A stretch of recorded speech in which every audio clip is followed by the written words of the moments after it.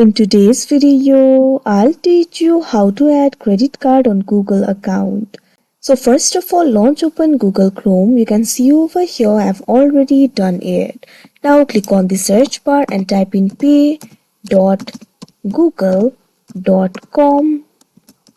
Press enter. Now once you do that, you can see over here you'll be led to this kind of interface. You'll be able to see your Google Wallet over here.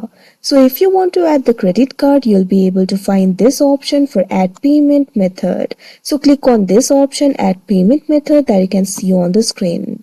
Now once you do that, you'll be able to add a payment method in your account.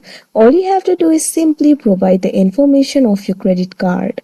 What you have to do is enter your card number, expiry date and CVV over here. So click on the field of card number and provide your credit card number. Likewise, select the expiry month and expiry year. Also enter the CVC. Now after you do that, click on the field of billing address. Now what you have to do is simply select the billing address over here.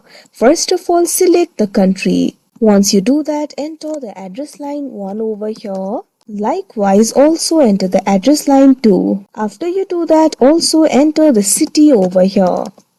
Now enter the state. Now also enter the zip code.